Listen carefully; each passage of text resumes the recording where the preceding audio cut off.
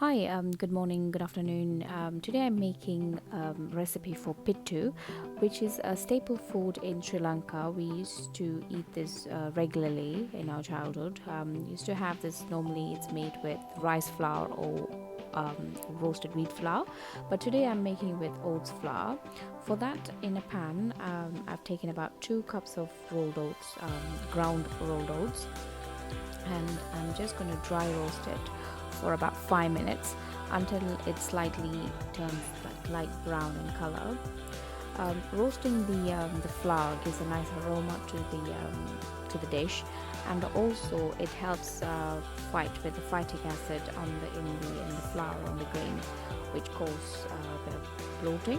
So it can help to appease the bloating slightly. Anyway, so I'm gonna roast it for 5 minutes, and then I'm just gonna put it to a sieve. So I'm gonna sieve the meat, not the meat, the flour. So I've taken a bowl and then I put a sieve on top of it.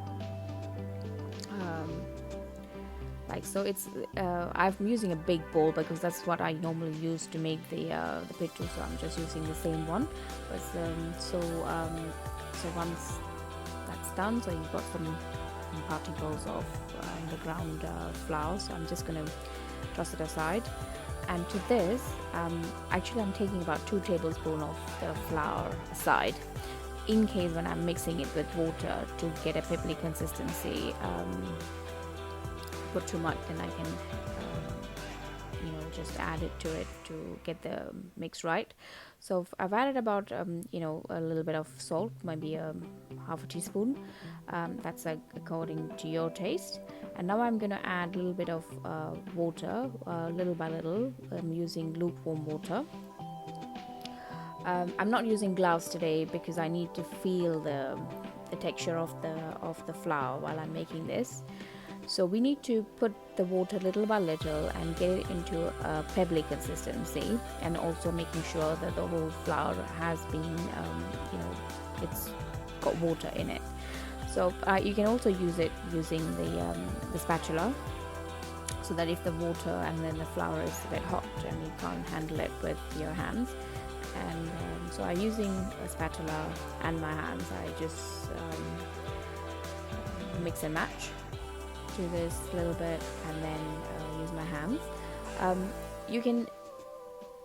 It takes a couple of times if you haven't done this before, but for all the Sri Lankans, my cousin is the one who asked me to make this recipe particularly for her, and I'm sure we all got, the Sri Lankans would not have issues. But if you didn't get the right consistency, you can put it in the blender and then whisk it for about 10 seconds, 5 seconds, and it will all become all pebbly.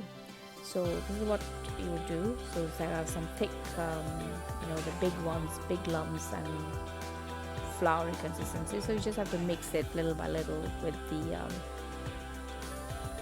flour. So I really don't know how to explain this, so you can see. So that's the reason I'm just showing it a bit longer, how to make it to get the consistency right.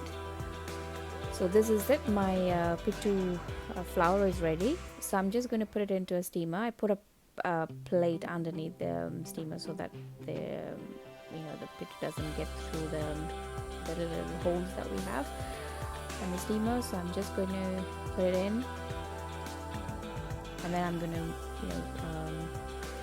so it's very I like this consistency. So some people like it a little bit more, like a bit more like big lumps. But I prefer this simple, and just going to keep it aside. And before putting it to a steamer, I've also added some shredded coconut. I have used frozen one, but if you have fresh ones, you can put it in handy. So I put it in a steamer for 5 to 6 minutes, and then once it's ready, I've just mixed it, the coconut with the pittu. So this is how it looks, the end product, which we normally serve it with any curries, chicken curry, egg curry, potato curry, or just with an omelette as well. It tastes nice. Thank you for watching, and hope you get to try it. Thank you. Bye bye.